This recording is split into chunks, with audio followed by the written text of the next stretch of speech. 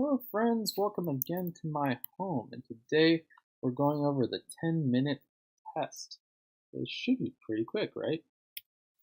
Alright, so this one we have f and g functions given by f of x equals 1/4 plus sine pi of x, and g of x equals 4 to the negative x. So first things first, I want to label that this is f and this is g. Let R be the shaded region in the first quadrant enclosed by the y-axis in the graphs of f and g. So this is R, right over here, bounded by this, this, right? And S is the shaded region in the first quadrant enclosed by the graphs of f and g, as shown in figures right. So this is going to be S here, again enclosed through here and through there, right? So that's R, that's S, right? Cool. Find the area of R. Again, this one. So what do we need to do? So we're finding area. We're going to be taking an integral, right? So let's just set that up. We're going to do an integral. Now, what are we integrating? Well, if we're finding definite areas between two functions, it's going to be the top function, whatever that means in the context here, minus the bottom function. And so we have to look through and see, like, what is the top function? Well, on this region, the top function is 4 to the negative x. And the bottom function is 1/4 plus sine of pi x. Okay, so when we're building the tools to solve this problem, we're going to take an integral of 4 to the negative x minus 1/4 plus sine of pi x. Sweet. Dx. Don't forget your dx there. Now, key thing here, now that we're at this point, the setup, we need to find the bounds, right? We need the bounds of it. We have the integrand, the right integrand. We need the bounds. Since this is bounded by the y-axis, the lower bound is going to be 0. Now, since it's the upper bound, we're going to need some work here. We're going to need to find where these graphs intersect. Now, there really isn't a good elementary way of doing this with just this equation and this equation. It doesn't really work out well, so we're going to do it numerically on your calculator. So you're going to either use on a graphing calculator some kind of intersect function, where you graph it and then find the intersection, or you could graph what's in the integrand and use the 0 function.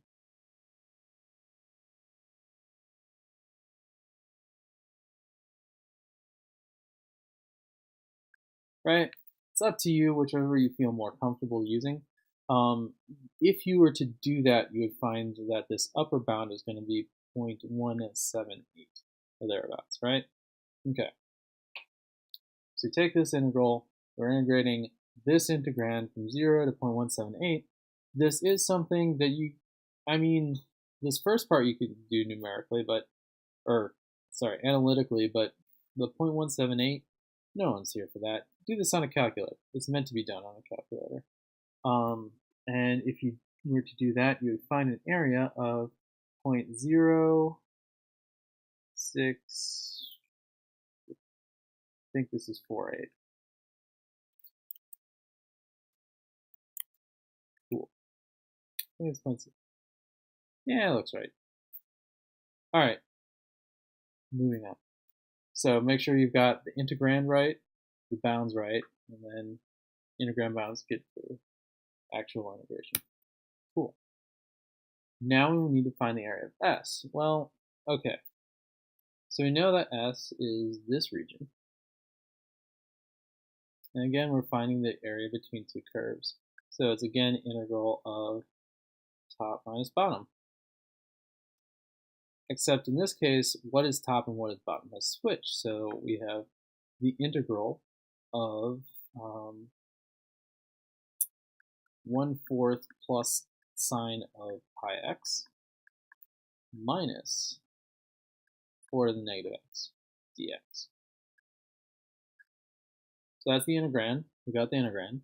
Now we need the bounds. We already found the intersection point in part A. It's 0.178. Again, using your intersect function, or this one can be done a little bit analytically, though it's not clear from the graph. So the top bound is 1, actually. And you can convince yourself that 1 works for both of these. And so you have integral from 0.178 to 1 of this, and again, done numerically. The area of S is going to be 0.410, whatever the square units are, right? So integrand, bounds, actual answer. Great. Moving on. Find the volume of the solid generated when S is revolved around the horizontal line y equals 1. So I'm going to take this, again, our S is this. Y equals -1, that's like, we're approximating, of course. We don't need it exactly, but we just need to know that it's down there, right? So if we're going to be rotating this, we're taking this region and rotating it. So we're going to get this kind of odd vase shape.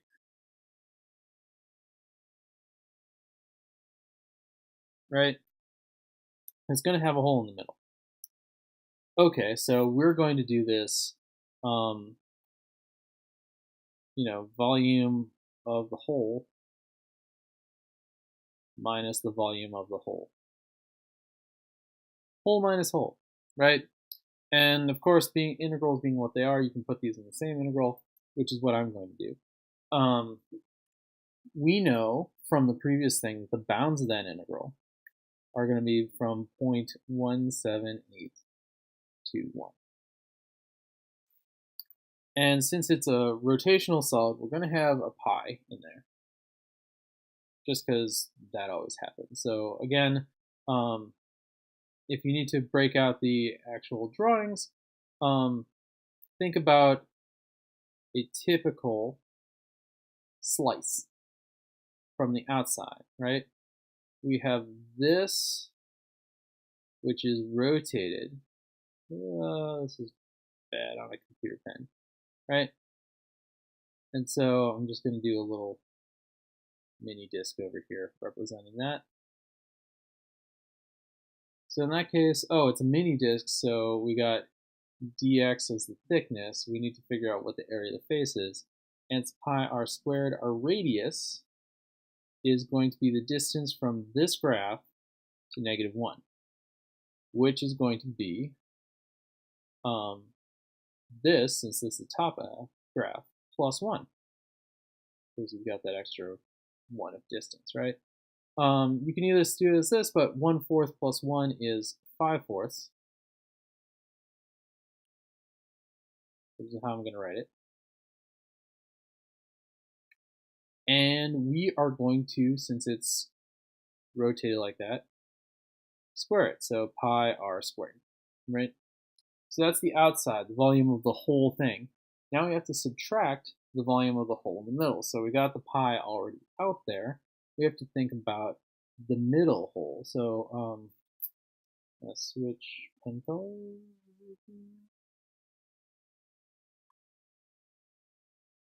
Let's go blue. Why not? All right, so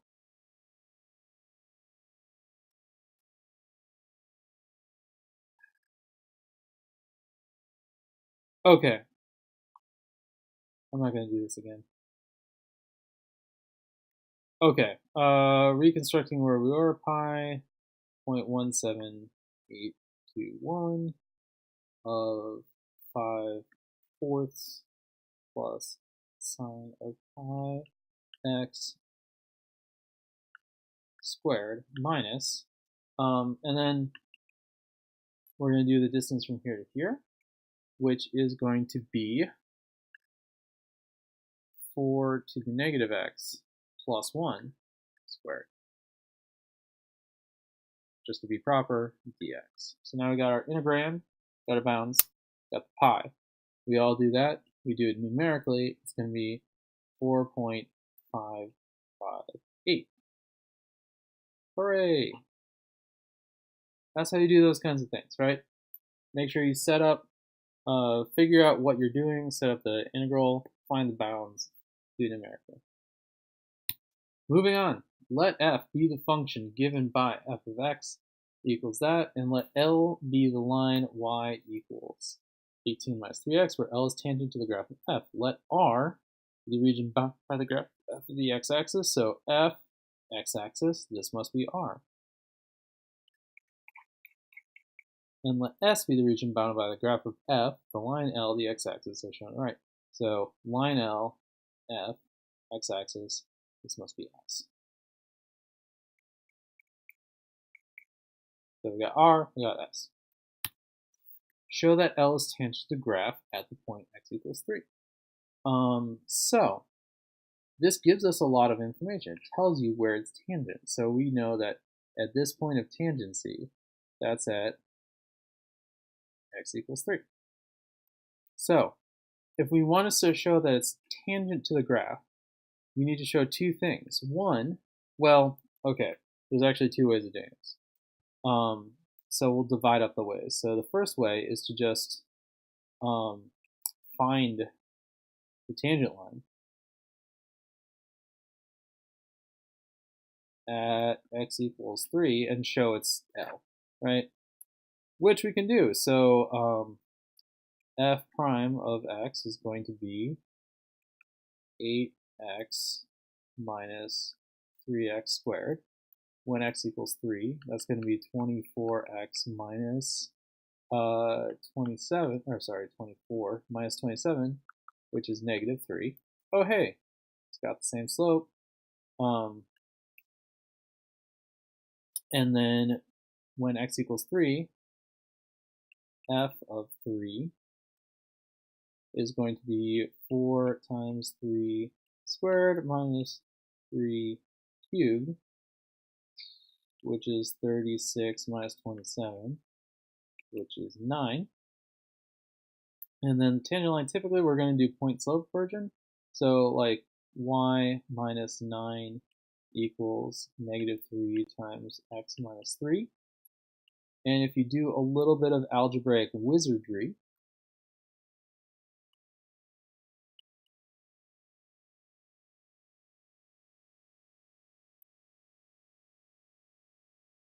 you'd see you get negative 3x plus 18, which is exactly the same as this, so we're done. Hey! That's one way of doing it, is just find the tangent line and show that it's the same. Another way of doing it is to show that they share the same slope and that they intersect each other. It's not really that much different, but, you know, going through again, we know the slope of this is negative 3. F prime at 3, we did all that. We know it's negative 3. Showing that they intersect, we just do them side by side. So 18 minus 3 times 3 is, of course, 9. And then we did that f of 3. Again, we do some work. That is also 9. So it's like, oh, check, check, intersects, and it's tangent. Boom. Laying out multiple options for you. You can do whatever you like. Find the area of S. Now, this is where a couple people were lulled into a false sense of security for finding the area of S. We were given from the problem that this intersection point is 3. And with a little bit of inspection, this being S, you can find that this is, of course, at 6. Now, some people, seeing that this is this, went through and saw that it's an area, so they did an integral, and they're like, oh, from 3 to 6 of, 18 minus 3x minus 4x squared minus x to the third dx, right? Which seems reasonable enough until you think about it, like, and then you're like, wait a minute. This has the line minus that over the entire interval. So that's not finding what S is.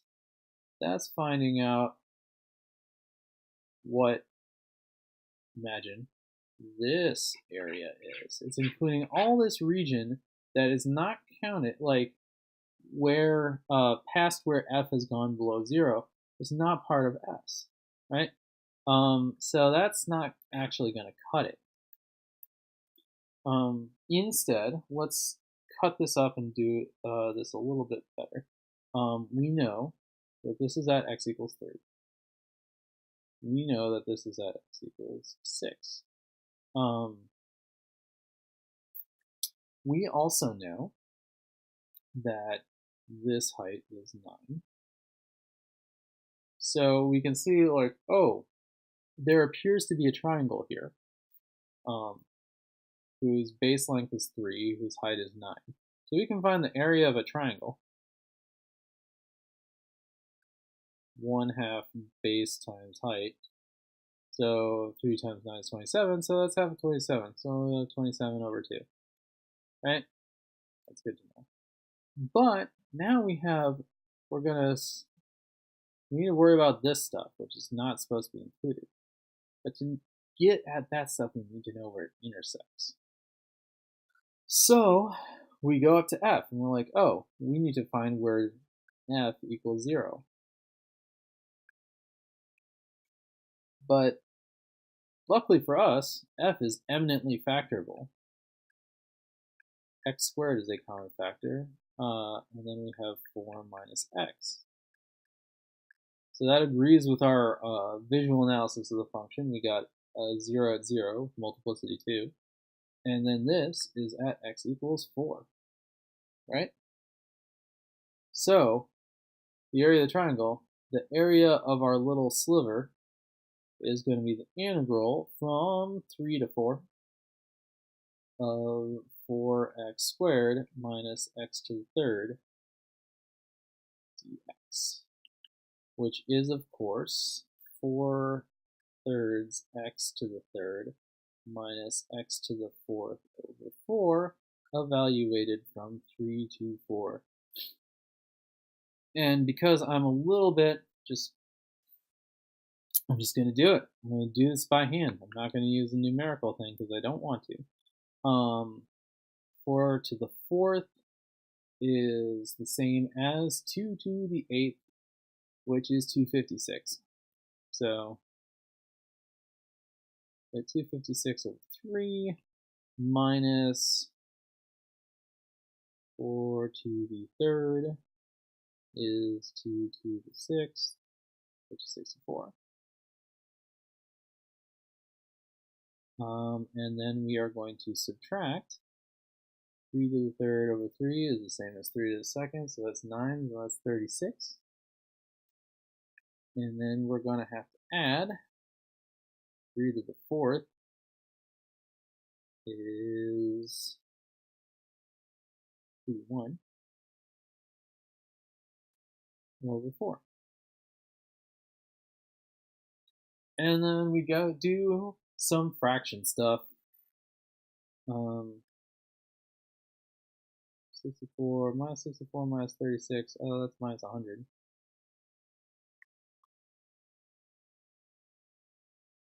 And then we have 56. So that was 2 to, yeah.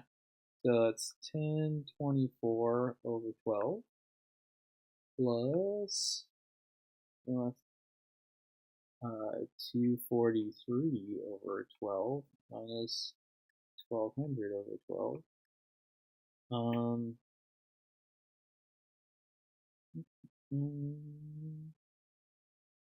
So that would be 67 over 12.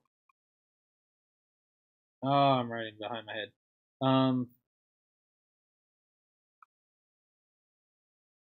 67 over 12, which is about as far as you can go.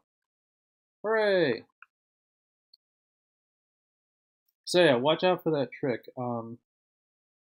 This, you want to do the triangle and then just the sliver, not the whole thing. All right.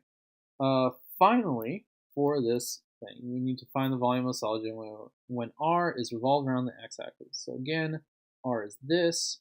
We revolve it around the x-axis. We get this kind of thing, right? So if that's the case, then it's going to be the integral.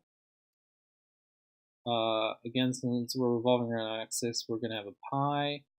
The radius is just the distance from the x-axis to the function, so that's going to be pretty easy. 4x squared minus x to the third squared. And then we just need the bounds, which is from 0, and hey, we found it in part B. It's 4, which is about equal to 490.21. So again, we got bounds, we got integrand, we got an answer. And there you have it. That was our 10-minute test. Thanks for stopping by. We will be working on other stuff pretty soon.